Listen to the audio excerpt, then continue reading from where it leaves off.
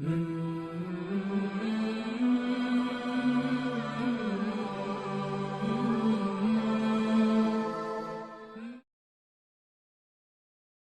الرحمن الرحيم. السلام عليكم ورحمة الله وبركاته. وعليكم السلام ورحمة الله وبركاته. إن الحمد لله نحمده ونستعينه ونستغفره ونعوذ بالله من شرور أنفسنا ومن سيئات أعمالنا. من يهده الله فلا مضل له ومن يضلل فلا هادي له. أشهد أن لا إله إلا الله وحده لا شريك له وأشهد أن محمدا عبده ورسوله لا نبي بعده. قال تعالى: يا أيها الذين آمنوا اتقوا الله حق تقاته ولا تموتن إلا وأنتم مسلمون. قال تعالى: يا أيها الناس اتقوا ربكم الذي خلقكم من نفس واحدة واتقوا الله الذي تساءلون به والأرحام إن الله كان عليكم رقيبا. وقال تعالى: يا الله وقولوا قولا سديدا يصلح لكم أعمالكم ويغفر لكم ذنوبكم ومن يطع الله ورسوله فقد فاز فوزا عظيما. أما بعد فإن خير الحديث كتاب الله وخير الهدي هدي محمد صلى الله عليه وسلم وشر الأمور محدثاتها وكل محدثة بدعة وكل بدعة ضلالة وكل ضلالة في النار. إخواني وأخواتي رحمكم الله. الحمد لله, di pagi yang insya Allah dimuliakan oleh Allah Subhanahu wa Ta'ala, kita bisa kembali berkumpul bersama-sama dalam rangka talibul ilm, dalam rangka menuntut ilmu. Insya Allah pada hari ini kita akan melanjutkan materi hadis Al-Arba'in An-Nawawiyah. Kita akan melanjutkan ke hadis yang kedua.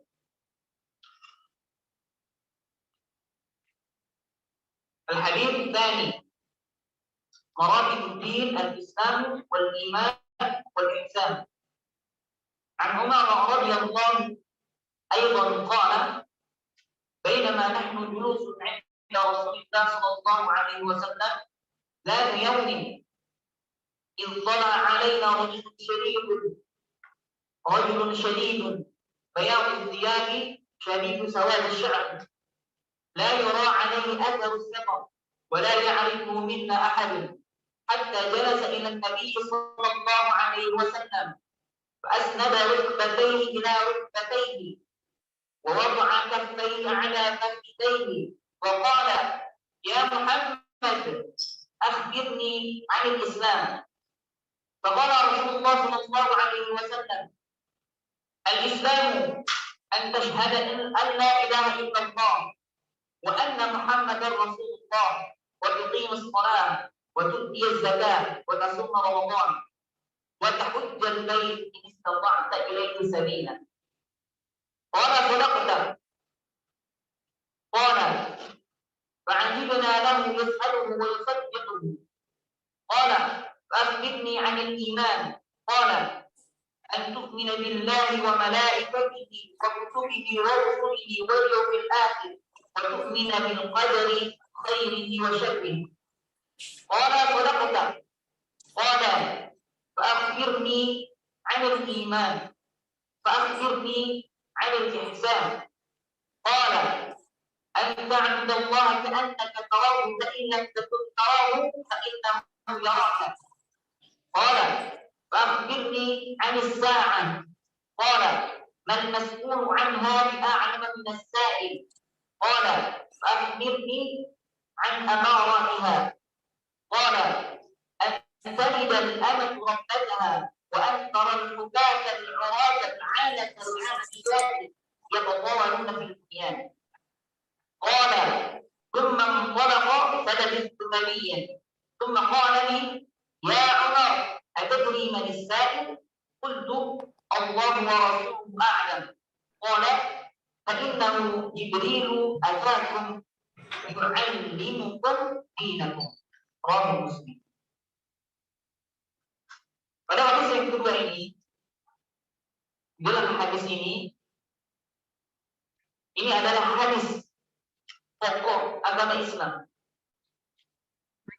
Pokok agama Islam.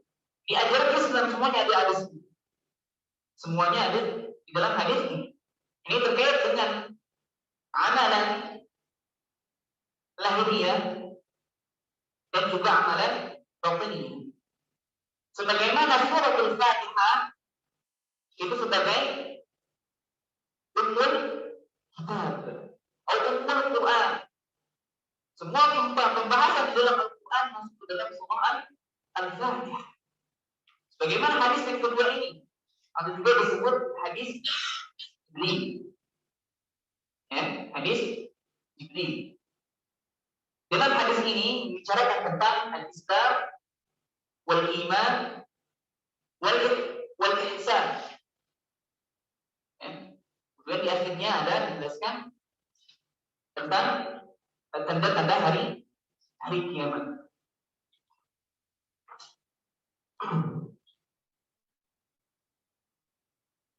Dari Umar bin Al-Khattab radhiyallahu anhu berkata, "Bainama nahnu julusun 'inda Rasulillah sallallahu alaihi wasallam." Ketika kami tengah berada di majlis bersama Rasulullah sallallahu alaihi wasallam. Di dalam hadis ini menunjukkan bahwa mulianya akhlak Rasulullah sallallahu alaihi wasallam. Karena beliau masih mau duduk bersama para sahabat.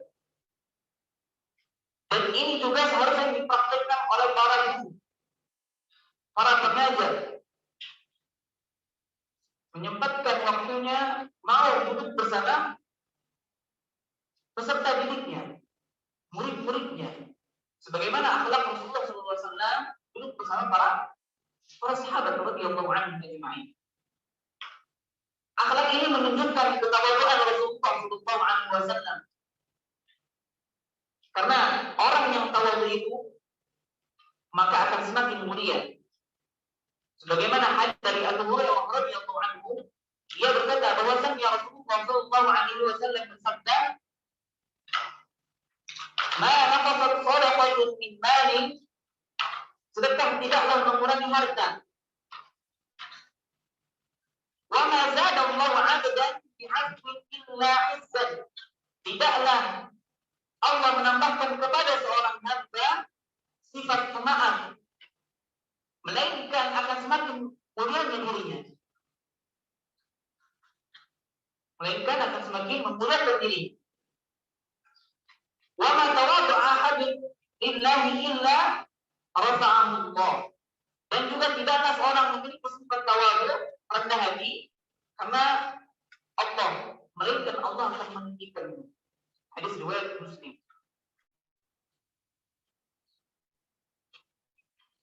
Kemudian lanjutkan lafaznya setelah itu, "Dzata yaumin ittala'a 'alaina rajulun shadidu bayadhi thiyabi wa shadidu sawadi ash-sha'r la yura 'alayhi atharu as-safar wa la ya'rifuhu minna ahad." Kemudian pada suatu hari tiba-tiba tepat di hadapan kami orang laki-laki yang berpakaian sangat putih, ya. Kemudian juga berambut sangat hitam, ya. Dia seorang laki-laki ini dalam wujud manusia, ya. Ini menjelaskan bahwasanya malaikat, ya, itu bisa berwujud manusia, berubah kita jadi manusia dengan izin Allah Subhanahu wa Ta'ala. Ya. Kemudian berpakaian sangat putih. Ya, berpakaian sangat putih. Dan ini juga dalam hadis ini menganjurkan, ya, kita menggunakan pakaian putih. Ya, sebagaimana sabda Nabi sallallahu alaihi wasallam, ilbasu min thiyabikum al-bayad fa innaha khairu thiyabikum wa tasbinu fiha mautakum. Pakailah pakaian putih karena pakaian seperti itu adalah sebaik-baik pakaian. Dan kafanilah mayat dengan kain putih pula. Hadis ini hadis hasan.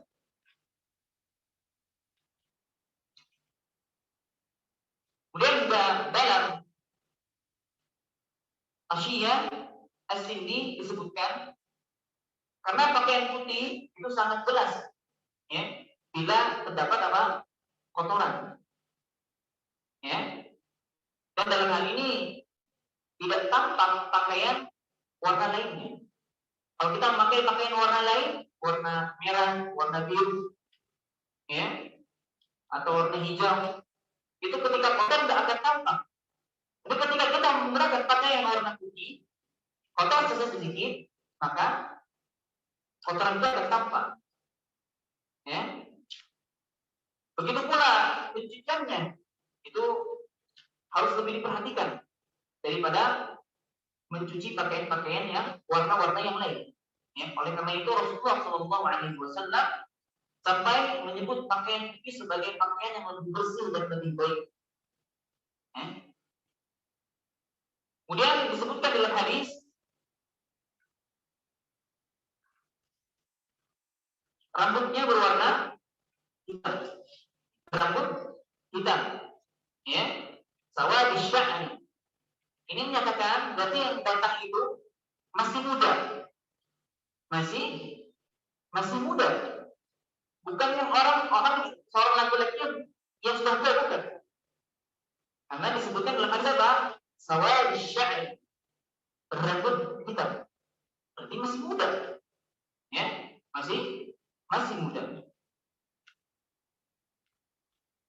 Lantas bagaimana kalau misalnya rambutnya berubah?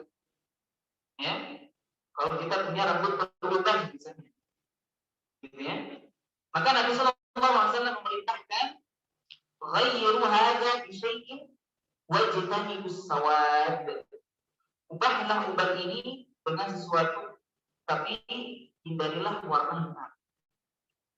Jadi dalam hadis ini menyatakan bahwasanya kita boleh, ya, merubah rambut hitam, rambut yang beruban dengan warna yang lain selain warna hitam, ya. Tapi dengan niat bukan untuk bergaya-gayaan, ya, bukan untuk gaya atau bukan untuk apa? Mengikuti para artis atau pemain bola, ya. Berbaiki niatnya itu. Jika menyemir rambut dengan warna lain karena memang rambutnya misalnya berubah, ya, berarti kan kembali niat, ya.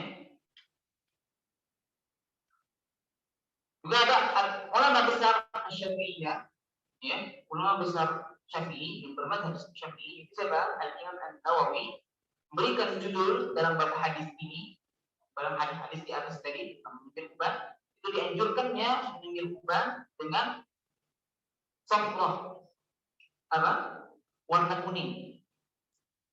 Ada ya, warna kuning, pirang-pirangan seperti itu. Ya, warna kuning atau warna hamra.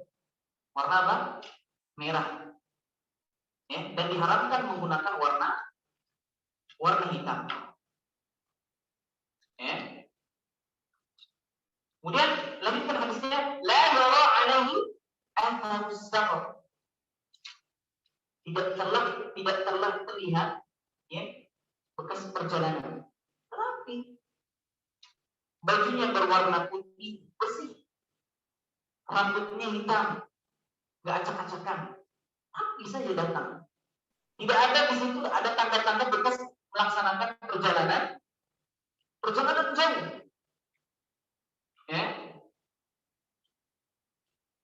Lebih-lebih kalau misalnya kita menggunakan pakaian itu, kalau perjalanan jauh pasti akan kotoran banyak, debulan, ya. Namun laki-laki yang datang tidak ada sama sekali bekas perjalanan. Ya. Kemudian lafaz selanjutnya, hatta jalasa ila Nabi sallallahu alaihi wasallam fa asnada rukbatayhi ila rukbatayhi wa wada'a kaffayhi ala fakhidayhi. Lalu ia duduk di hadapan Rasulullah sallallahu alaihi wasallam dan menyandarkan lututnya pada lutut Rasulullah sallallahu alaihi wasallam dan meletakkan tangannya ke atas paha. Ya, maksudnya dia duduk dengan Nabi sallallahu alaihi wasallam, duduk dekat Nabi sallallahu alaihi wasallam, lalu lutut itu, lutut laki-laki tersebut itu bersandar pada lutut Nabi sallallahu alaihi wasallam. Bersandar. Oh ya, bisa terbayang ya? Lutut beliau, lutut laki-laki tadi bersandar seperti hadap-hadapan, ya. Dan tangannya berada di lutut laki-laki sendiri. Nah, hal ini menunjukkan bahwa ketika menuntut ilmu itu semestinya duduk dekat dengan gurunya. Tidak berjalan, gurunya di sana, gurunya di sana. Dekat dengan gurunya. Ya, hadir di saf yang pertama, masih ada saf yang pertama tersedia. Ya, kecuali memang jamaah yang hadir banyak, nggak memungkinkan untuk berada di depan. Ya.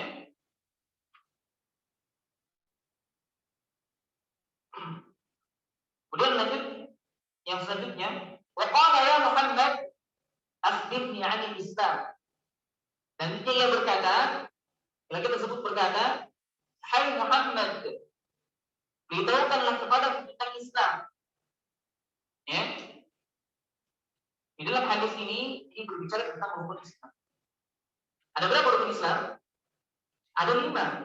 Jangan lupa, jangan sampai terbalik. Sekarang kita ada berapa rukun Islam? Nah, terbalik.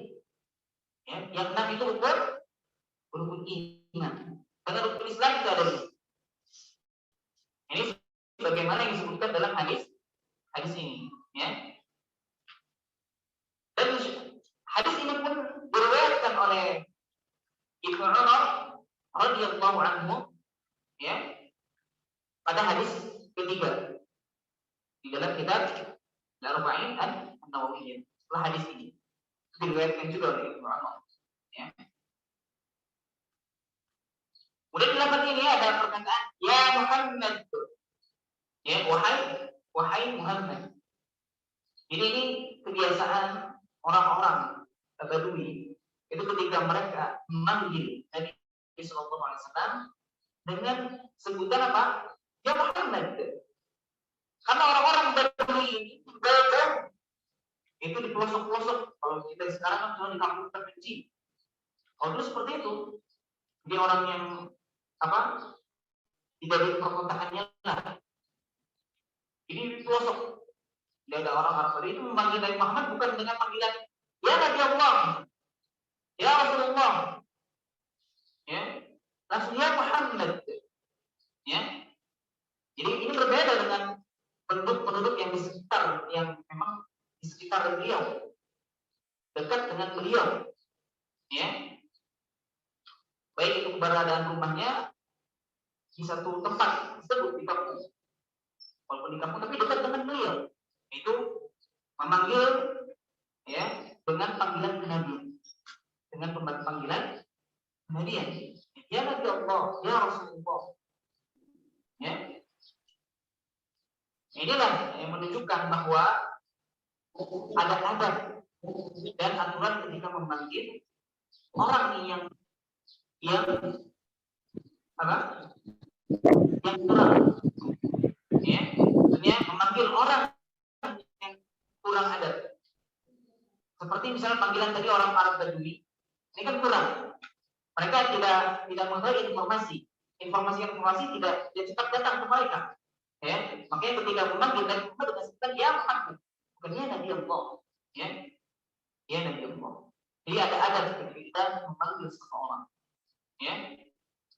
Juga Al-Imam An-Nawawi rahimahullahu taala, ya, menerangkan disunahkan bagi anak atau bagi murid atau bagi seorang pemuda ketika menyebut ayahnya atau gurunya atau tuannya, ya, agar tidak menyebut nama saja, ya, agar tidak menyebut nama saja. Ini sebagaimana juga dari Abdullah bin Zubair, ia berkata, termasuk durhaka kepada orang tua adalah jika engkau memanggil orang tuanya dengan sebutan nama saja. Dan engkau berjalan di hadapannya. Ya. Juga ini sebagaimana perkataan Syekhul Islam Ibnu Taimiyah, wal aslu fil 'adat la yuhdar minha illa ma hadarahu Allah. Hukum asal adat atau kebiasaan masyarakat adalah tidaklah masalah selama tidak ada yang dilarang oleh Allah Subhanahu wa taala di dalamnya. Ya. Jadi, hendaknya kita memanggil baik itu sama teman-teman kita atau kepada yang lebih tua dari kita, ya, dengan sebutan-sebutan yang bagus. Yang lebih tua dari kita panggil Bapak. Tidak dipanggil namanya saja. Atau Farad akhi, kalau misalnya teman kita, atau kakak, atau adik, gitu ya. Bapak kita panggil ya abi, bahasa Arabnya, ya. Atau bapak siapa, dipanggil namanya, langsung namanya. Dipanggil dengan sebutan memang yang layak disandarkan kepada mereka. Kemudian faqala Rasulullah sallallahu alaihi wasallam, al-Islamu an tashhada an la ilaha illallah wa anna Muhammadar Rasulullah. Ya. Kemudian Rasulullah sallallahu alaihi wasallam jawab, Islam itu engkau bersaksi bahwa tiada sesembahan yang berhak disembah selain Allah Subhanahu wa taala. Dan engkau bersaksi sesungguhnya Nabi Muhammad sallallahu alaihi wasallam adalah utusan Allah. Di dalam agama Islam, ketika seorang ingin memeluk agama Islam, maka dia diwajibkan dan dia harus bersyahadat. Ya, untuk bersyahadat itu bersyahadat la ilaha illallah dan Muhammad Rasulullah. Ya. Lantas apa yang dimaksud dengan syahadat? Kita harus tahu. Kita mengucapkan saja, tapi kita tidak tahu maknanya, tidak tahu konsekuensinya. Konsekuensi yang dikandung oleh syahadat la ilaha illallah dan syahadat Muhammad Rasulullah. Ya. Di syahadat adalah ini menetapkan dan mengakui baik secara lisan, ucapan ataupun hati kita. Bukan hanya sekedar kita ucapkan saja, tapi kita mengingkari. Bukan hanya sekedar dalam hati saja, tapi bisa kita tidak mengucapkannya. Ucapannya harus ada, baik secara lisan ataupun hati. Ya. Kemudian la ilaha illallah itu artinya apa? La ma'budu bihaqqin illallah. Ya. Tidak ada sembahan yang berhak diibadahi atau disembah selain Allah Subhanahu wa taala. Ya. Jadi konsekuensinya sesembahan selain Allah itu batil. Ya, sesembahan selain Allah itu batil. Jadi hanya Allah lah yang berhak untuk disembah. Hanya Allah lah yang berhak untuk disembah. Ya. Kemudian kenapa rukun la ilaha illallah dan Muhammad Rasulullah ini dijadikan satu rukun? Ya, tidak dua rukun. Jadi ini kan satu rukun. Syahadat la ilaha illallah, lanjutkan Muhammad Rasulullah. Ya, karena konsekuensi dari syahadat la ilaha illallah itu harus ikhlas. Harus ikhlas. Ya. Sedangkan syahadat itu harus ittiba. Harus ittiba, mengikuti tuntunan Nabi Sallallahu Alaihi Wasallam, mengikuti sunnah-sunnahnya Nabi Sallallahu Alaihi Wasallam. Ya, sedangkan kita telah mengetahui, ya, di pembahasan selanjutnya, syarat ibadah itu apa? Al-ikhlas wal ittiba. Ikhlas dan ittiba, ya, mengikuti Rasulullah Sallallahu Alaihi Wasallam. Ya, ini harus tidak cukup la ilaha illallah saja. Kita sudah bersaksi bahwasanya tidak ada yang berhak diibadah selain Allah Subhanahu wa taala. La ilaha illallah. Tapi kita mengingkari satunya. Ya. Tidak menganggap Nabi Muhammad SAW sebagai seorang nabi. Sebagaimana keyakinan orang-orang Syiah. Ya. Orang-orang Syiah itu sesat. Sudah ijma' ulama, ya. Syiah ini ajaran yang sesat. Ya. Bahkan Jibril ini disangkanya salah menyampaikan wahyu. Seharusnya wahyu disampaikan kepada siapa? Ali. Alhamdulillah. Kemudian kita terhindar dari pemahamannya. Ya. Jadi syahadat dengan lisan saja itu tidak akan cukup. Harus diyakini dengan hati. Ya. Karena orang-orang munafik itu hanya bersyahadat dengan lisan saja. Hanya bersyahadat dengan lisan saja. Dan syahadat mereka tidak akan bermanfaat. Karena tidak diyakini dengan hatinya. Ya, begitu pula sebaliknya. Diyakini dengan hati, tidak diucapkan dengan lisan. Ya, jadi harus balance. Terus ada dua-duanya. Dua-duanya harus ada. Ya. Jadi ketika seseorang mengucapkan syahadat, ini maka dia ketika mengucapkannya maka sudah dianggap masuk Islam. Ya, walaupun kita menduga orang yang mengucapkan itu untuk melindungi dirinya sendiri. Ya. Kita bisa ambil pelajaran dari kisahnya Usamah bin Zaid radhiyallahu anhu.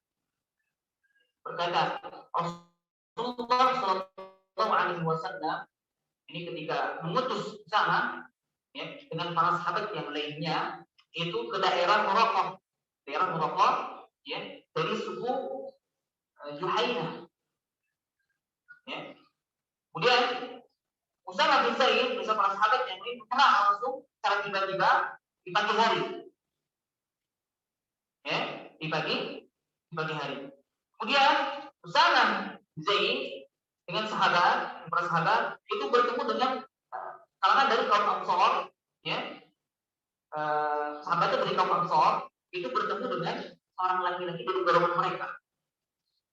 Ya, dari golongan mereka. Ya. Kemudian setelah dekat dengannya, laki-laki tersebut mengucapkan apa? La ilaha illallah, syahadat. Mengucapkan syahadat. Lantas sahabat dari Ansor ini tidak jadi membunuhnya. Tidak jadi membunuhnya. Sedangkan Usamah bin Zaid langsung menusuknya dari belakang. Ya, langsung menusuknya dari belakang dengan tombaknya. Ya. Langsung menusuknya, tidak disebutkan dari belakang. Ya. Maksudnya langsung ditusuk oleh Usamah bin Zaid dengan tombaknya. Ya, dengan tombaknya. Ya. Kemudian setelah sampai ke Madinah, maka terdengar kabar tersebut oleh Rasulullah Shallallahu Alaihi Wasallam. Ya, terdengar. Kemudian ditanyalah Usamah bin oleh Rasulullah SAW, hai Usamah, apakah kamu membunuhnya setelah mengucapkan la ilaha illallah? Kemudian Usamah berkata, wahai Rasulullah, sebenarnya orang itu hanya ingin mencari perlindungan diri saja. Ya, sedangkan hatinya tidak meyakinkan. Ini menurut siapa? Usamah. Ya, menurut Usamah. Kemudian beliau bersabda lagi, apakah engkau membunuhnya Setelah itu mengucapkan la ilaha illallah, setelah ia mengucapkan la ilaha illallah, ya, ucapan itu terus diulangi oleh Rasulullah SAW kepada Usama. Ya, ucapan apakah engkau membunuh setelah ia mengucapkan la ilaha illallah? Ulangi sama Rasulullah pada Usama. Ya. Nah, ini diriwayatkan oleh Al-Bukhari, Muslim. Ya. Kemudian juga dikomentari oleh Imam Nawawi menjelaskan perihal hadis ini, ya, bahwa maksud dari kalimat mengapa kau tidak belah saja hatinya. Ini kalau di riwayat yang lainnya. Riwayat yang lainnya itu di riwayat Muslim. Oh, tadi lafaznya di riwayat Bukhari Muslim. Bahkan di riwayat Muslim disebutkan Rasulullah SAW bersabda, bukankah ia telah mengucapkan la ilaha illallah? Mengapa engkau membunuhnya? Ya. Kemudian saya menjawab, wahai Rasulullah, dari senjata. Ya, kemudian beliau bersabda, mengapa engkau tidak belah saja hatinya hingga engkau mengucapkannya karena takut ya atau tidak? Ya, kemudian beliau mengulang-ulangi ucapan tersebut hingga aku berharap seandainya aku masuk Islam hari itu saja. Ya. Karena itu tadi, Al-Imam mengomentari maksud dari mengapa engkau tidak belah saja hatinya hingga engkau dapat mengetahui apakah diucapkannya karena takut atau tidak. Karena takut dibunuh, kemudian diucapkan la ilaha illallah, ya. Kemudian ada yang melanjutkan adalah kita berbagian menyikapi seseorang dari lisannya. Jika orang tersebut telah mengucapkan la ilaha illallah, dilarang kita untuk membunuhnya. Ya. Tetapi itu bukan urusan kita. Kita tidak punya kemampuan menilai isi hati seorang, cukup menilai seorang dari lisannya saja, lahiriahnya saja, jangan tuntut yang lainnya. Ini perkataan Al-Imam Nawawi ketika mensyarah hadis Sahih Muslim di syarahnya. Ya, syarah hadis Sahih Muslim di buku Syarah Sahih Muslim yang disyarah oleh Al-Imam An-Nawawi. Nah, itu pelajaran buat kita bahwasanya kita cukup menilai dari lisan mereka. Adapun yang di dalam hati orang tersebut itu urusannya dengan Allah Subhanahu wa taala. Kita bisa menilai.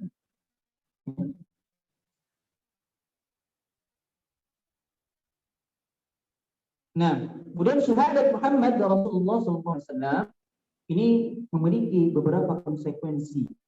Ketika kita sudah mengucapkan syahadat Muhammad Rasulullah, maka ini harus ada konsekuensinya.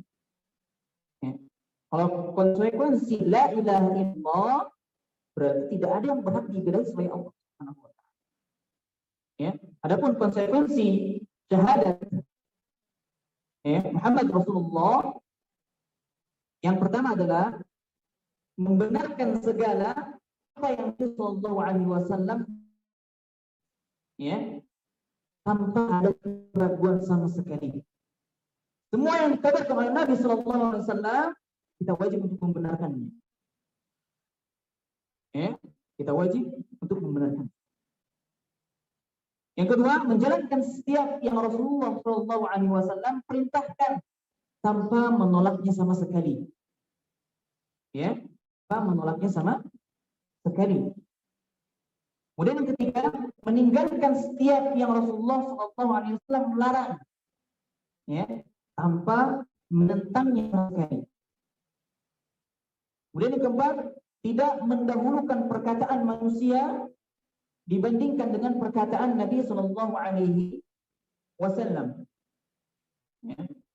Kemudian selanjutnya, tidak membuat perkara-perkara yang baru, mengadakan perkara-perkara yang baru dalam urusan agama Islam yang Rasulullah Sallallahu Alaihi Wasallam ajarkan, baik kaitannya dengan akidah, keyakinan, perkataan, dan perbuatan. Ya. Karena setiap orang yang berbuat bahasa Arab bid'ah berarti tidak merealisasikan syahadat Muhammad Rasulullah Shallallahu Alaihi Wasallam dengan benar, karena masih menerapkan ajaran baru, berarti juga tidak ada Rasulullah Shallallahu Alaihi Wasallam. Ya, jadi cukup apa yang ada Rasulullah SAW itulah yang kita amalkan, tidak perlu ditambah-tambah, tidak perlu dikurang. Ya, insya Allah nanti pembahasannya di hadis yang ke-5. Hadis yang ke-5. Ya. Kemudian konsekuensi yang selanjutnya, tidak meyakini bahwasannya Nabi Shallallahu Alaihi Wasallam punya kemampuan rububiyah. Ya. Maksudnya apa? Punya kemampuan seperti yang dilakukan oleh Allah Subhanahu wa taala, yang menciptakan, yang memberi rezeki, yang mengabulkan doa dan lain sebagainya. Ya. Tidak boleh menyamakan Nabi sallallahu alaihi wasallam dengan Allah Subhanahu wa taala. Baik itu dengan kedudukannya atau kemampuan. Tidak boleh. Ya. Ataupun Nabi sallallahu alaihi wasallam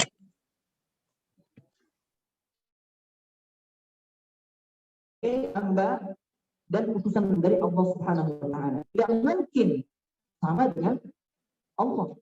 Baik itu dari segi kedudukan, ya, ataupun kemampuan yang menciptakan, yang memberi rezeki, yang mengabulkan doa, itu semuanya Allah Subhanahu wa taala. Nabi Muhammad sallallahu alaihi wasallam tidak bisa mengabulkan doa, memberikan rezeki, ya, menciptakan sesuatu. Semuanya adalah Allah Subhanahu wa taala. Ya, Nabi Muhammad SAW juga bukan Rabb atau Tuhan yang berhak diibadah. Namun Nabi SAW adalah utusan dari Allah Subhanahu wa taala yang tidak boleh dilecehkan, tidak boleh dihina. Karena beliau adalah seorang nabi yang diutus oleh Allah Subhanahu wa taala untuk kita semua. Kemudian yang terakhir, konsekuensi yang terakhir, menghormati perkataan Nabi Shallallahu Alaihi Wasallam. Contohnya apa? Menghormati perkataan beliau itu dengan tidak menyebarkan hadis-hadis palsu, ya, atau hadisnya dibuat-buat untuk maksud atau tujuan tertentu. Ya, ini menghormati perkataan Nabi Shallallahu Alaihi Wasallam. Nah, di hadis ini menunjukkan keutamaan Islam. Dan sebabnya yang pertama kali ditanya oleh seseorang adalah apa? Tentang Islam, tentang agama Islam. Ya, oleh karena itu Nabi Shallallahu Alaihi Wasallam hendak mengirim para utusan untuk berdakwah kepada Allah Subhanahu Wa Taala. Ya, jadi mereka memerintahkan untuk memulai dakwah tersebut ya, dengan persaksian La ilaha illallah dan Muhammad Rasulullah. Ya, tidak ada sembah yang berhak diibadahi selain Allah, dan Nabi Muhammad adalah utusan Allah Subhanahu wa taala. Kemudian lafaz selanjutnya wa tuqim shalah wa tu'tiz zakah wa tasum ramadan wa tahujjal bait in istata'ta ilaihi sabila. Wa tuqimus shalah, kau mendirikan salat.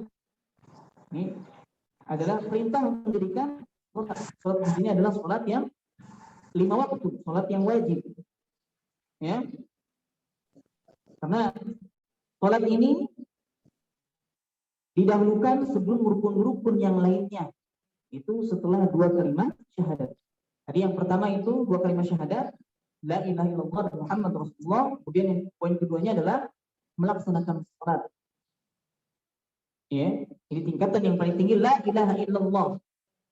Kemudian setelah itu baru salat. Salat yang 5 waktu, salat yang wajib. Dan kita juga dianjurkan untuk melaksanakan salat itu secara istiqamah, terus menerus. Karena sholat ini adalah merupakan termasuk rukun Islam. Wa tu'tiya zakat. Kemudian apa? Menunaikan zakat. Menunaikan zakat, wa tasumma Ramadan, kemudian puasa di bulan Ramadan, ya, wa tahujjal bait istata'ta ilaihi. Kemudian apa? Melaksanakan atau pergi haji ke Baitullah bagi yang mampu. Kemudian qala sadaqta. Fa'ajibna lahu yas'aluhu wa yusaddiquhu. Qala akhbirni 'anil iman. Kemudian orang itu berkata, "Engkau benar." Tapi heran. Jadi bertanya, kemudian apa? Membenarkan sendiri. Membenarkan pertanyaan jawaban Rasulullah SAW. Bertanya. Ini, makanya para sahabat keheranan. Merasa heran. Kemudian dia bertanya lalu membenarkannya. Kemudian orang itu berkata lagi, beritahulah kepadaku tentang iman. Ya, tentang iman. Jadi setelah tadi dijelaskan mengenai Islam, kemudian ke tingkatan yang lebih tinggi lagi. Itu apa? Al-iman. Ya, jadi lebih tinggi. Ya, makanya yang lebih tinggi. Jadi Islam wal iman. Itu urutannya Islam, iman wal ihsan. Wal ihsan. Rukun iman ada berapa tadi? Nah, jangan terbalik. Kadang terbalik kan. Aku udah ketahui, terkadang sudah tertukar. Nah, karena rukun iman ini, ya, jika dijalankan dengan benar, ya, maka akan mewariskan kepada pemiliknya ketakutan, ya, untuk memohon dan melakukan ketaatan dan rasa takut kepada Allah Subhanahu wa Ta'ala. Seseorang sudah menancap di dalam dirinya rukun 6 ini, rukun iman yang 6. Ya. Juga Islam dengan iman, makanya para ulama di sini menggunakan istilah, ada kaidah sendiri, ya. Idza tama'a iftaraqa wa idza iftaraqa ijtama'a. Ya. Idza tama'a iftaraqa, jika kalimat iman dengan Islam berkumpul dalam satu kalimat, ya, dalam satu kalimat, maka maknahuma apa? Mukhtalif. Maka maknanya masing-masing. Islam itu berkaitan dengan perkara apa? Lahiriah. Ya. Al-iman, ya iman. Ya, berkaitan dengan perkara batiniyah. Tetapi jika ijtama'a, apa? Kedua kata ini berkumpul, kedua kata itu berpisah, iftaraqa, wa idza iftaraqa ijtama'a, maka maknahuma wahid. Ya. Berpisah. Maka Islam mencakup juga iman. Iman mencakup juga Islam, seperti itu. Ya. Jadi barang siapa yang mengingkari salah satu dari itu iman, para ulama berpendapat maka ia telah kafir. Maka ia telah kafir. Ya. Karena ia telah mendustakan apa yang telah dikabarkan oleh Rasulullah Shallallahu Alaihi Wasallam. Itu iman yang semua. Ya. Selanjutnya, qala min billahi wa malaikatihi. Allah Shallallahu Alaihi Wasallam menjawab, ya, engkau beriman kepada Allah, kepada para malaikatnya. Ya. Nah, adapun beriman kepada Allah Subhanahu wa Ta'ala ini mempunyai cakupan juga. Mempunyai cakupan. Ya. Itu beriman kepada wujud Allah Subhanahu wa Ta'ala. Ya. Allah punya wujud, ada wujud. Dan siapa yang mengingkari keberadaan Allah Subhanahu wa Ta'ala, maka dia bukan orang yang beriman. Ya. Tapi ini tidak mungkin. Ya, maksudnya tidak mungkin ada orang yang mengingkari wujud Allah Subhanahu wa Ta'ala. Ya, sampai Fir'aun pun, ya, sebagaimana Nabi Musa pernah berkata padanya, ya, Di dalam surah Isra ayat 102, sesungguhnya kamu telah mengetahui bahwa tidak ada yang menurunkan mukjizat itu kecuali Rabb yang memelihara langit dan bumi sebagai bukti-bukti yang nyata. Ya. Itu poin yang pertama. Poin yang kedua, beriman kepada rububiyahnya Allah Subhanahu wa taala. Apa? Meyakini bahwasanya Allah adalah satu-satunya Rabb, ya, sebagai pencipta, pemberi rezeki, ya, pemilik dan pengatur alam semesta. Poin ketiga, beriman kepada uluhiyahnya Allah Subhanahu wa taala. Ya, maksudnya adalah bahwasanya meyakini bahwasanya Allah adalah satu-satunya yang berhak diibadahi, yang berhak disembah. Ya, semua peribadatan hanya ditunjukkan kepada Allah Subhanahu wa taala. Ya. Selanjutnya, beriman kepada nama dan sifat Allah Subhanahu wa taala. Ya, dan apa yang telah ditetapkan oleh Allah Subhanahu wa taala untuk dirinya di dalam Al-Qur'an, baik di dalam Al-Qur'an, di dalam hadis Nabi sallallahu alaihi wasallam. Ya. Ya, menetapkan sifat-sifat dan nama-nama yang layak bagi Allah Subhanahu wa taala.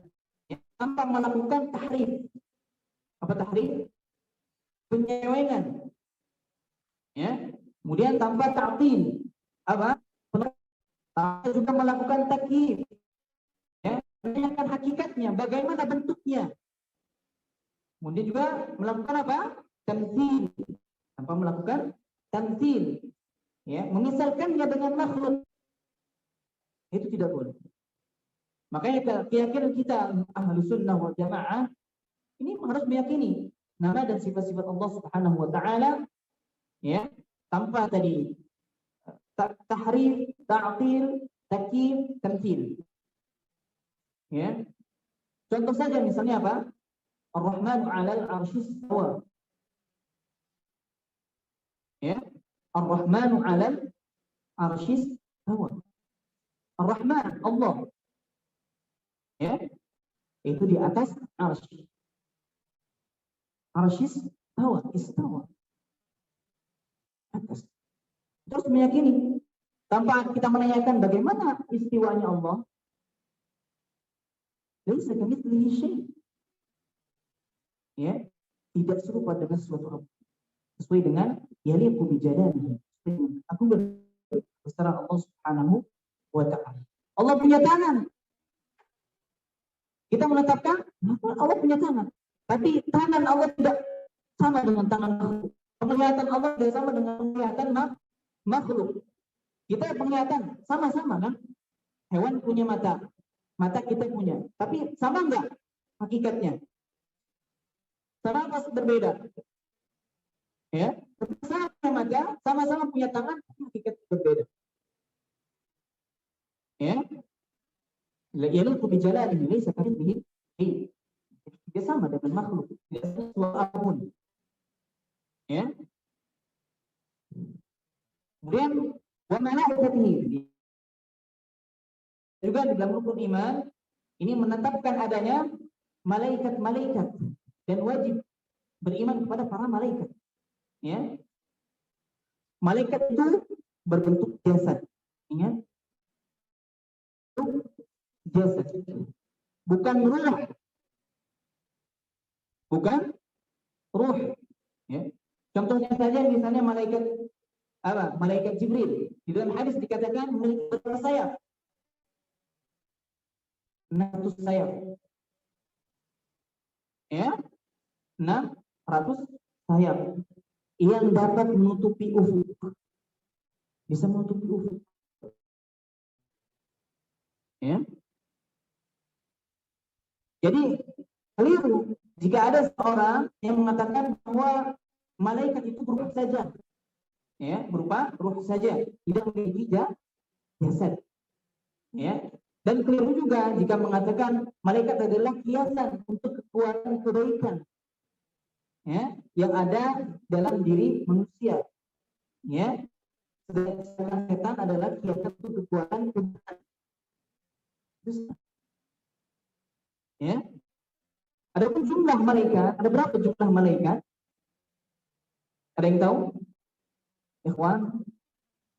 Hah? Jumlah malaikat berapa? 10 malaikat yang menghafal gitu ya.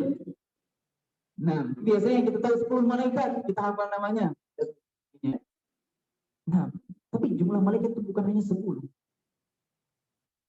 Ya, itu yang memang malaikat yang disebutkan oleh Allah Subhanahu wa taala ada namanya dan ada tugas-tugasnya. Di luar itu masih banyak. Maka kita harus mengimani baik yang telah Allah sebutkan namanya, tugas-tugasnya ataupun yang Allah tidak sebutkan. Dua-duanya harus kita yakini. Ya.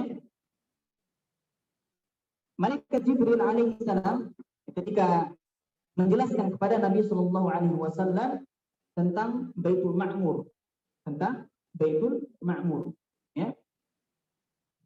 Hadzal Baitul Ma'mur yusalli fihi kull yawmin 70,000 malak.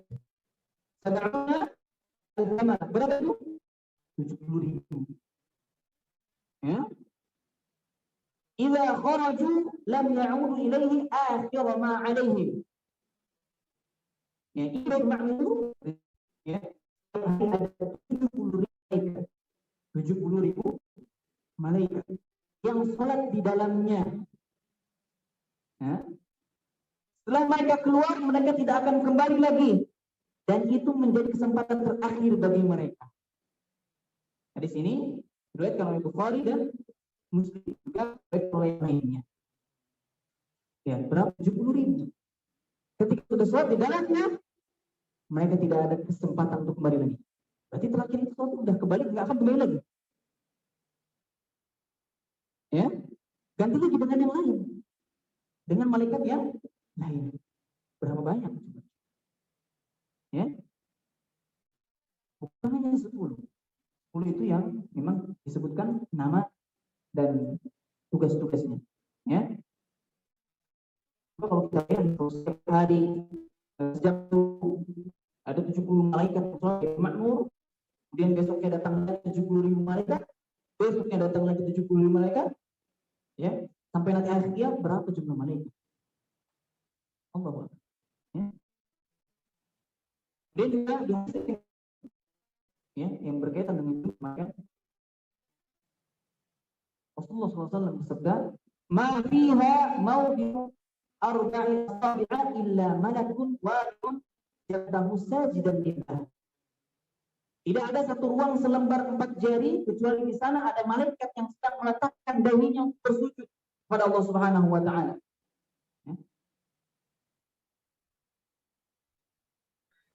Tambah lagi ini. Ya. Di sini dilihat oleh Tirmidzi, Ibnu Majah, juga oleh Baihaqi. Di sini dinyatakan hasan oleh Syekh Al-Albani, ya, di dalam Sahih Al-Jami'. Kemudian ada hadis yang lainnya. Hadis yang ketiga, Nabi sallallahu alaihi wasallam bersabda, "Yu'ta bi jahannama yawma idzin laha 70,000 zamanin. Ma'a kulli zamanin 70,000 malakin yajurruna." Jahannam akan didatangkan pada hari itu dan Jahannam itu memiliki 70 tali, 70.000 tali, ya, tali kekang. Yang setiap tali kekangnya ditarik oleh 70.000 malaikat. Hadis ini diriwayatkan oleh Muslim. Setiap kekang berapa? 70.000 malaikat. Antum kali saja 70.000 dikali 70.000 berapa? 4,9 miliar. 4,9 miliar. Ya, Allah. Yang kedua berapa? 10. Ya. Jadi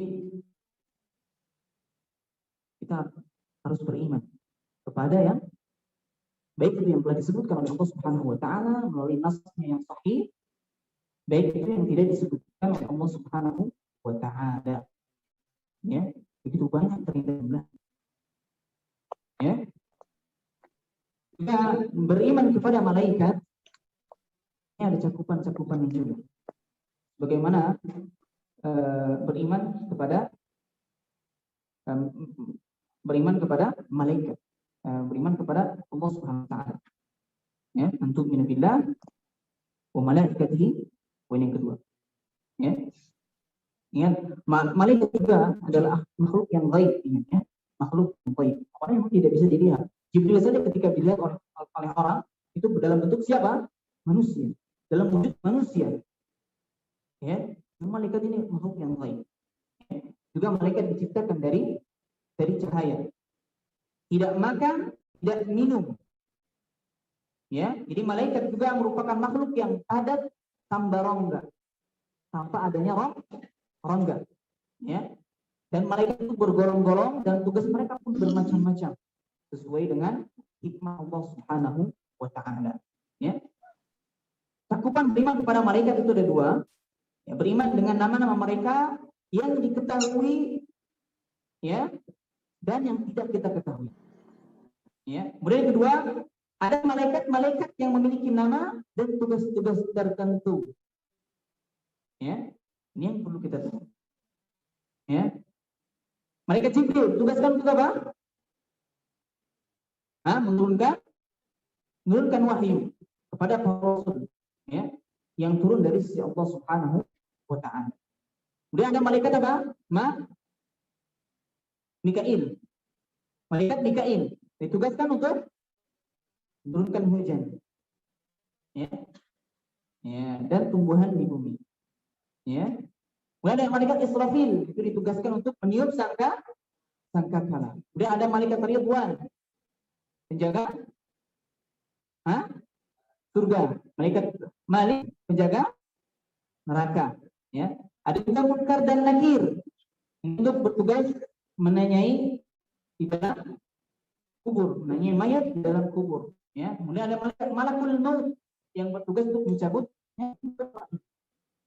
Ada yang mengatakan Israel ini tidak memiliki dalil yang sahih, dalil pendukung dari Al-Quran. Kita disebut itu Malakul Maut. Malakul Maut.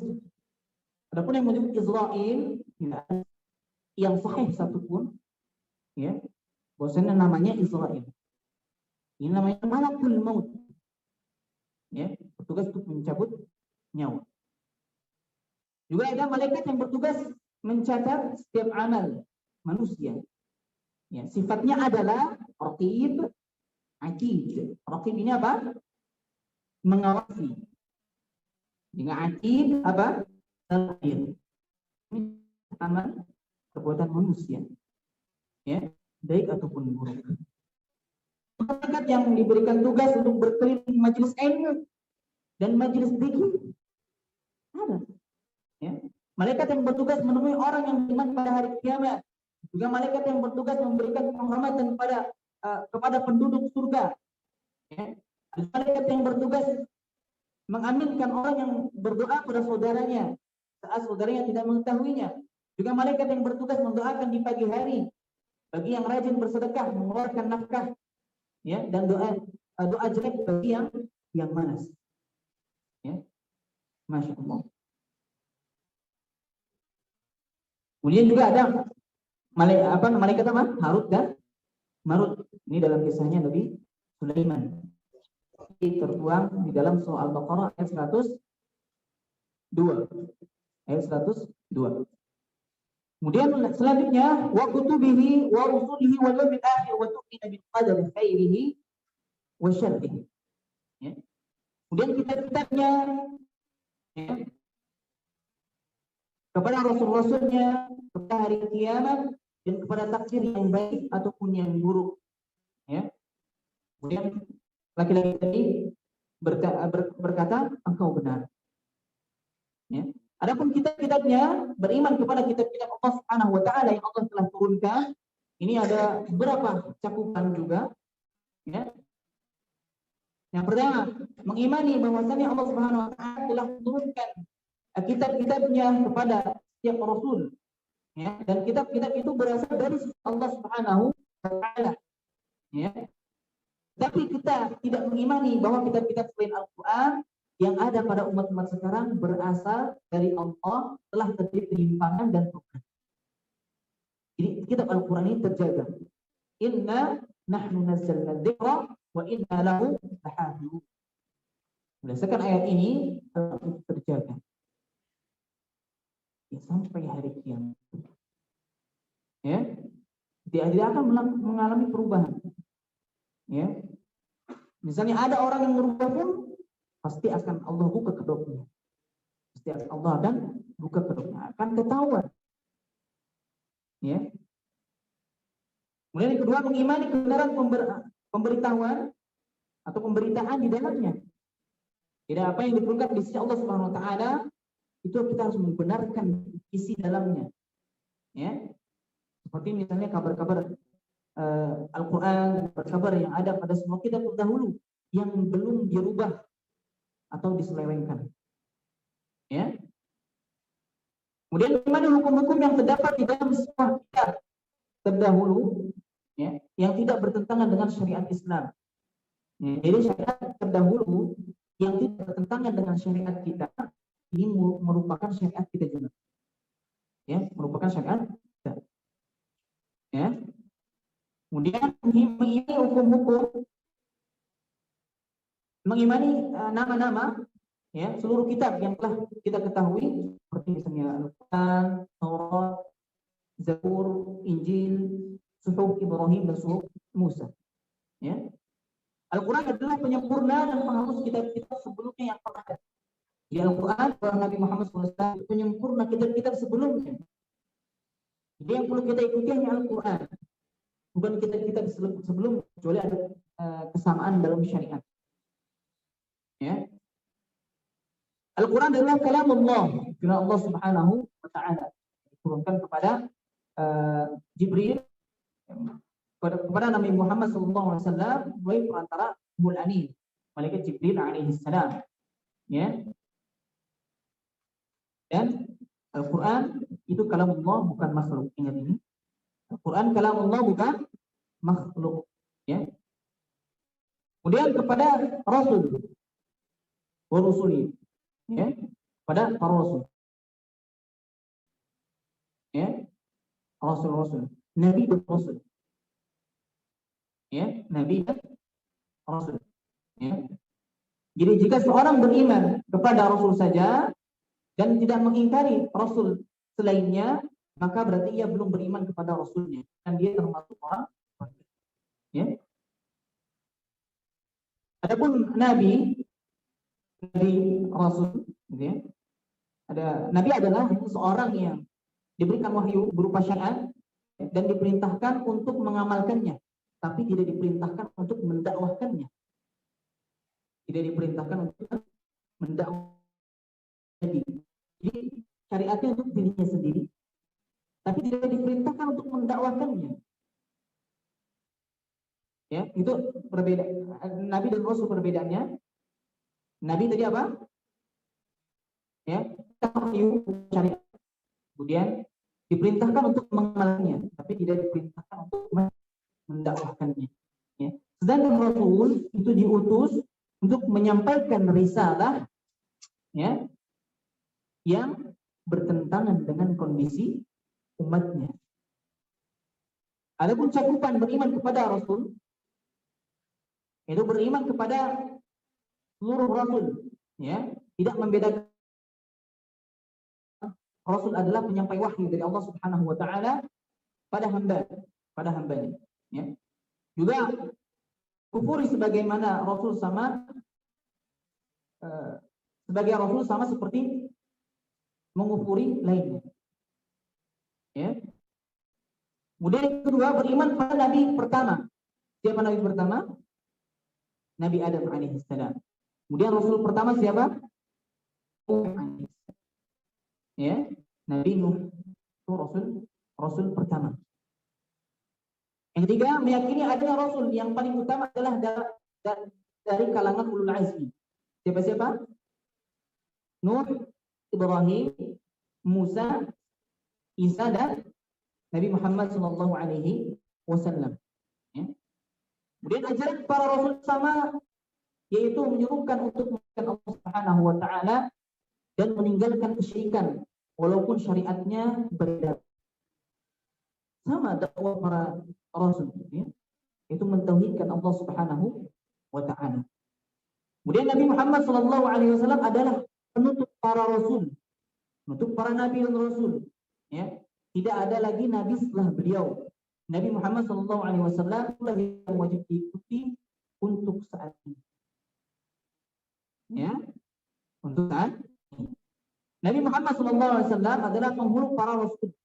Ya, rasul-rasul yang paling utama. Menerima syafaatul uzma, ya, maqamah mahmudah. Ini disebut uzma, ya. Syafaatul uzma. Menjadi pemegang kunci pintu surga pertama kali dan umat Muhammad yang pertama kali masuk. Timbang umat-umat yang lain. Kita lah yang pertama kali, umat Nabi Muhammad yang akan pertama kali masuk surganya Allah Subhanahu.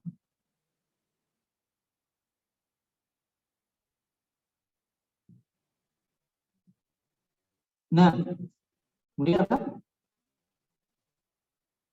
Wal yaumil akhir. Ya. Kita harus beriman kepada hari akhir.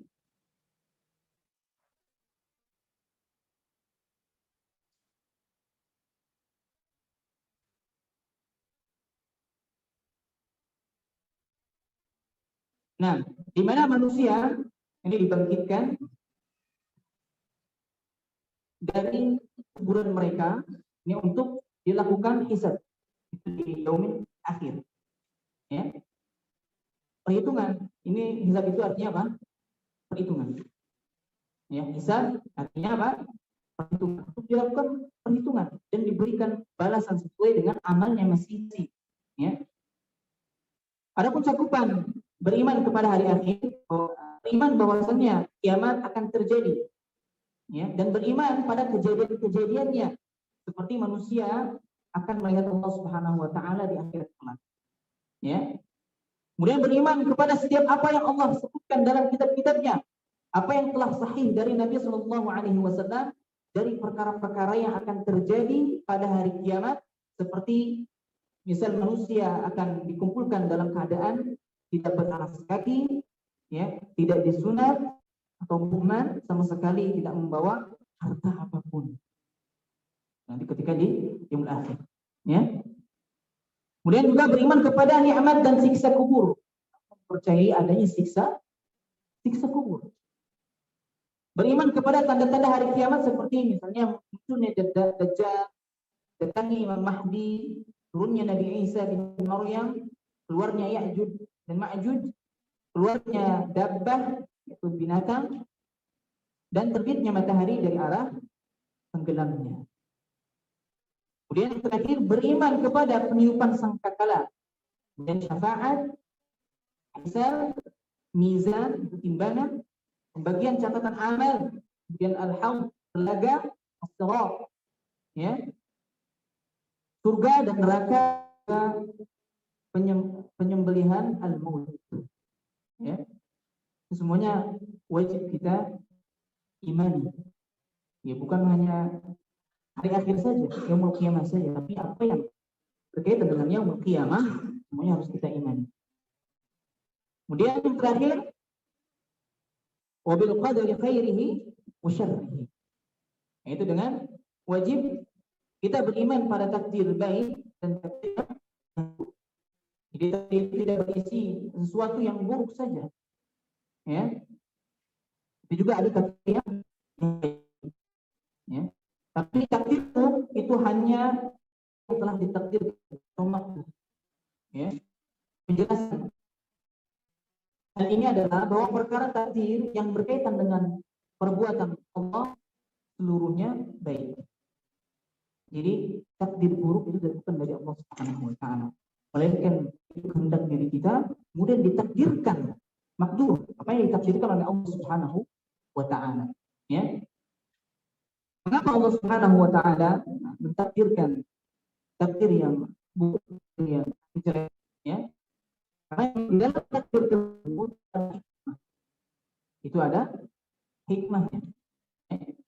Yang pertama, agar kebaikan dapat dikenal. Kemudian yang kedua, supaya manusia menyadarkan diri kepada Allah Subhanahu wa Ta'ala. Ya, terkadang ketika dia sudah ditimpa musibah keburukan, lalu dia sadar, lalu dia ingat Allah Subhanahu wa Ta'ala. Ya. Kemudian supaya Allah wa Ta'ala setelah ia berbuat dosa. Kemudian yang keempat, banyak meminta perlindungan kepada Allah dari keburukan dengan berzikir dan berdoa. Kemudian yang kelima, ada maslahat yang besar di balik kesulitan atau musibah yang menimpa. Ya. Seperti yang terjadi, musibah yang sedang kita alami itu wabah corona. Ini ada hikmah di balik semua itu. Ya. Dan bahkan itu mungkin perbuatan kita sendiri. Karena banyaknya maksiat di negeri kita, banyaknya kesyirikan di negeri kita, banyaknya perbuatan dosa-dosa yang lainnya, sehingga Allah timpahkan musibah tersebut. Ya. Namun sebagian bagi seorang muslim ketika ditimpa musibah adalah bersabar. Bersabar. Ya. Karena Allah Subhanahu wa Ta'ala selalu bersama orang-orang yang sabar. Tingkatkan keimanan dan ketakwaan kita.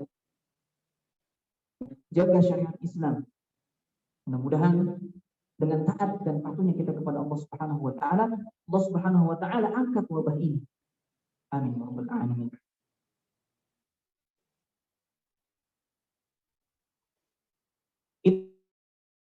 Qadar, ya, dan qadar itu sebagai alasan untuk meninggalkan perintah dan larangan.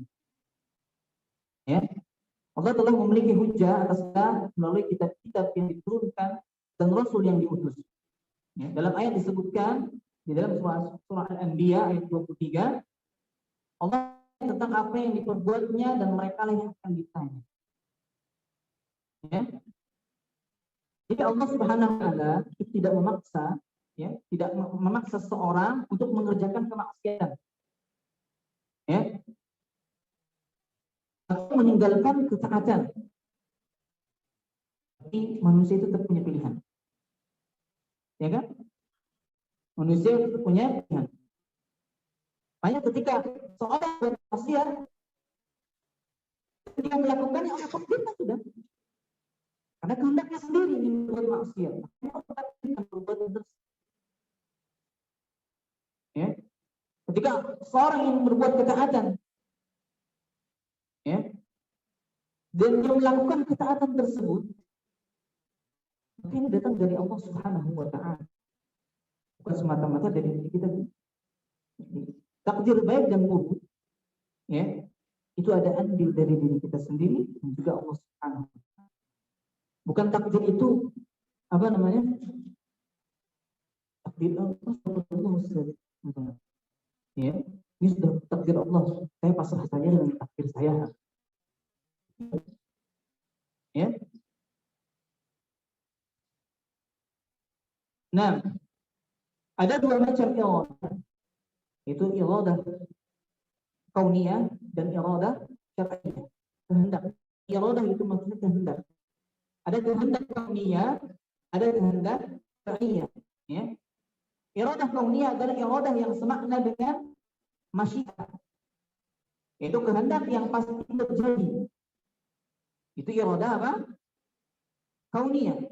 Adapun iradah syar'iyyah adalah iradah yang semakna dengan mahabbah, kecintaan.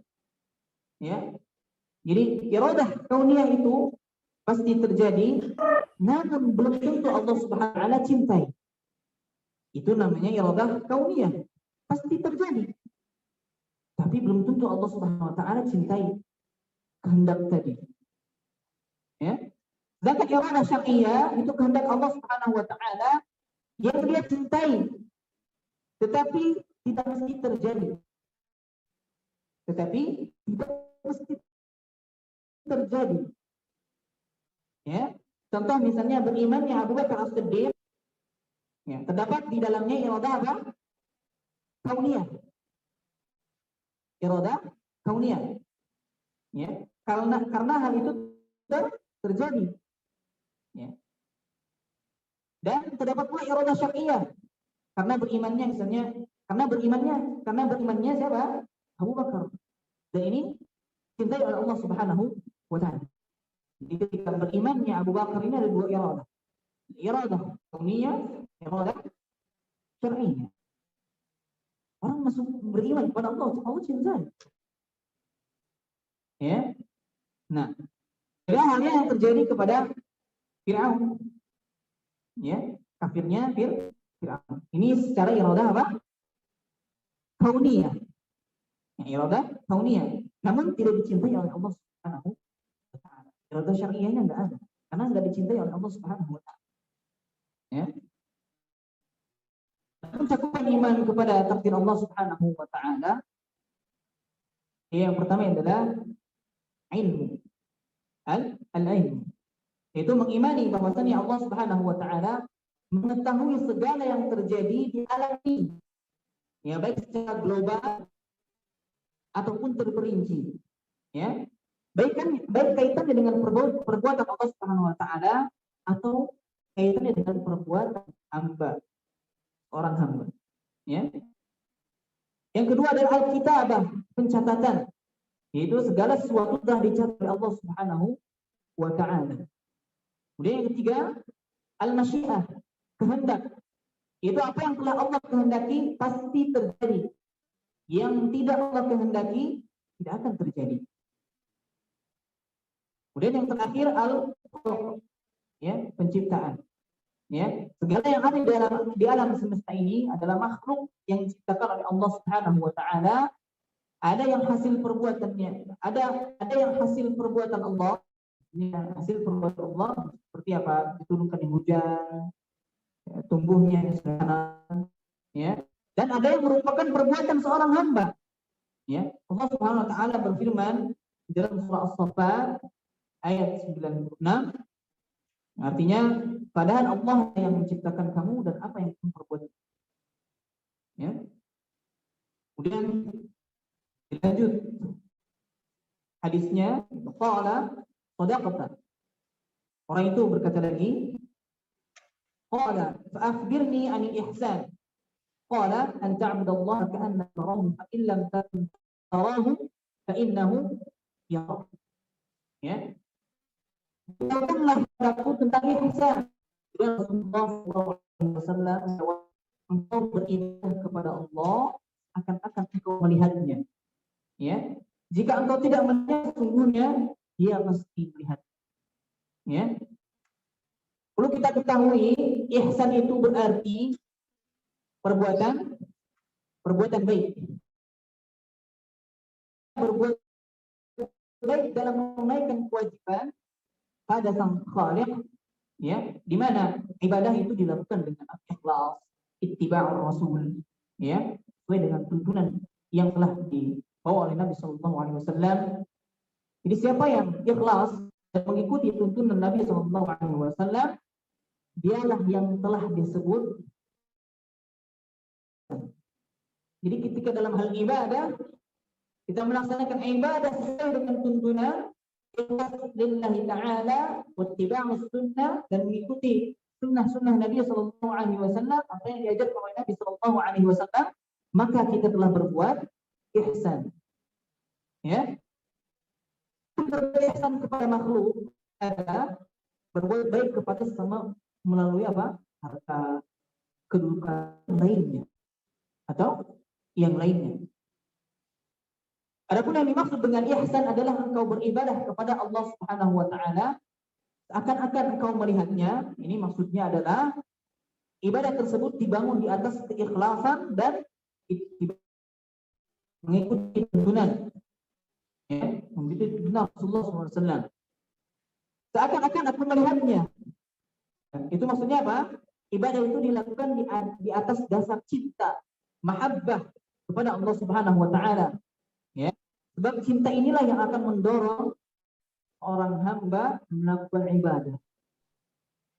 Jadi ketika seorang melakukan ibadah harus ada cinta, mahabbah, ya, raja, wal khauf. kecintaan, mengharap ridha Allah Subhanahu wa taala dan rasa takut kepada Allah Subhanahu wa taala. Tapi kalau cinta tidak ada, maka dia tidak bisa melakukan ibadah. Ya. Ibarat burung itu kan ada seekor burung. Ya. Ibarat kalau orang itu cinta mahabbahnya. Ya. Misalnya mahabbah, orang Anda tidak bisa melakukan ibadah. Makanya ketika beribadah, ya, bukan hanya sekedar takut saja atau misalnya mengharapkan ridho Allah Subhanahu wa taala, tidak ada rasa cinta kepada Allah Subhanahu wa taala. Yes. Ya, jadi ketiga poin ini ketika beribadah harus ada mahabbah, kemudian raja wal khauf. Ya. Kemudian fa'illa takun tarahu fa'innahu. Jika engkau tidak melihatnya, sungguh Allah melihatmu. Ya, maksudnya ini beribadahlah kepada Allah Subhanahu wa taala atas dasar takut kepada Allah Subhanahu wa taala. Jika kita melihat itu, maka Allah melihat kita. Ya, itu akan memberikan, ya, ketika kita dimanapun kita berada, dalam kondisi apapun, kita harus selalu yakin bahwasannya Allah Subhanahu wa taala melihat seluruh perbuatan kita. Ya, jadi hendaklah kita menanamkan ihsan di dalam diri kita. Jadi kita selalu merasa ada yang mengawasi, itu Allah Subhanahu wa taala. Bagaimana disebutkan oleh Syekh Ibnu Utsaimin rahimahullah, derajat ihsan itu ada dua. Ya. Ada derajat talab, ya. Ada derajat apa? Harf. Ya. Jadi derajat talab adalah kita beribadah kepada Allah Subhanahu wa taala seakan-akan melihatnya. Derajat talab. Adapun derajat harf adalah kita beribadah kepada Allah dan yakin Allah melihat kita, maka takutlah akan siksanya. Jadi derajat talab itu lebih tinggi daripada derajat, ya. Juga dalam ihsan ada kadar wajib yang mesti dipenuhi, ya. Yaitu seorang hamba harus beribadah dengan baik kepada Allah Subhanahu wa taala dengan ikhlas dan ittiba. Ini kadar wajibnya. Ikhlas, ittiba. Ya. Adapun ada kadar mustahab, ada yang sunnahnya. Ikhlas ittiba. Ikhlas ittiba. Adapun mustahab yang sunnahnya itu ada tingkatan muraqabah dan ada tingkatan juga musyahadah. Terus disebut juga maqam muraqabah, musyahadah. Maka muraqabah adalah meyakini bahwa Allah melihat kita. Ini makamnya masih apa? Tingkatannya masih muraqabah. Ya, muraqabatullah. Ya. Inilah makamnya kebanyakan manusia. Ya, sebagaimana disebutkan dalam ayat, "Wa ma takunu fi sya'ni wa ma tatlu minhu min qur'an wa la ta'maluna min 'amalin illa kunna 'alaikum syuhudan idh tufiduna fihi." Kamu tidak berada dalam suatu keadaan dan tidak membaca suatu ayat dari Al-Quran, dan kamu tidak mengerjakan suatu pekerjaan melainkan kami menjadi saksi atasmu di waktu kamu melakukannya. Ya, meyakini bahwa Allah melihat kita. Ini makamnya masih apa? Tingkatannya masih muraqabah. Ya. Juga di dalam hadis Nabi sallallahu alaihi wasallam, "Idza kunta fi salatika fashalli salata muwaddi'in ولا تكلم بكلام تعتذر منه وأجمع اليأس عما في أيدي الناس." Ya. Jika engkau salat, katakan seperti salat orang yang akan bisa. Ya, muwaddi'in. Jangan berbicara seperti akan meminta maaf di hari esok. Ya. Dan janganlah berharap terhadap apa yang dimiliki oleh orang lain. Di sini diriwayatkan oleh Ibnu Majah, Ahmad dan lainnya. Nah, Abu Thahir itu kata di sini hasan. Kemudian juga dari Ibnu Umar, sudah habis. Nah, sedikit lagi. Dari Ibnu Umar radhiyallahu anhuma, dia berkata bahwasanya Rasulullah sallallahu alaihi wasallam bersabda, "Shalli salata muwaddi'in, fa innaka in kunta la tarahu fa innahu yaraka. Wa yasmim ma fi aydin nas takun ghaniyan wa iyyaka wa ma yu'dharu min." Salatlah seperti salat orang yang akan berpamitan. Maka sesungguhnya jika engkau tidak bisa melihatnya, maka sesungguhnya dia melihatmu. Dan tak perlu banyak berharap pada sesuatu yang ada di tangan orang lain. Ya. Engkau pasti akan menjadi kaya. Dan berhati-hatilah dari yang nanti akan dicintai anasan. Hadis ini hadis sahih. Yang terakhir adalah maqam musyahadah. Nih, ya. Yang berarti kita beribadah kepada Allah Subhanahu wa taala akan melihatnya, yaitu melihat nama dan sifat-sifat Allah Subhanahu wa taala serta pengaruhnya, bukan melihat apa? Zat Allah Subhanahu wa taala. Ya, secara langsung. Ya. Seperti diyakini orang-orang kaum sufi. Ya, kalau di kaum sufi ada wahdatul wujud. Ya. Jadi Allah bersamanya, keyakinan yang salah. Maksudnya melihat nama dan sifat-sifat Allah Subhanahu wa taala, ya. Dan makom ini, makom tingkatan musyahadah ini lebih tinggi daripada tingkatan muraqabah. Tingkatan musyahadah lebih tinggi dari tingkatan. Nah, ini sudah habis. Coba kita lanjutkan besok. Ini kalau untuk dijelaskan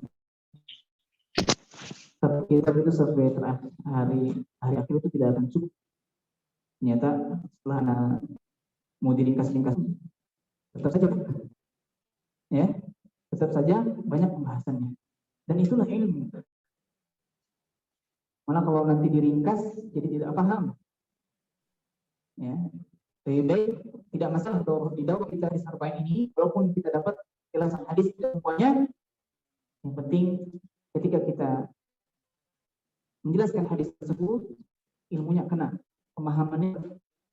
Ya. Dengan kalau dijelaskan secara ringkas, khawatir ada hal yang tertinggal, yang tidak bisa dipahami. Mudah-mudahan pertemuan kali ini dapat diambil manfaatnya, dan bukan hanya sekedar kita menuntut ilmu, tapi ini kita yang kita mudah-mudahan untuk mengamalkan apa yang telah kita ketahui berdasarkan tuntunan dari Nabi Sallallahu Alaihi Wasallam. Wallahu a'lam. Subhanakallahumma wa bihamdika asyhadu an la ilaha illa anta astaghfiruka wa atubu ilaik. Assalamualaikum warahmatullahi wabarakatuh.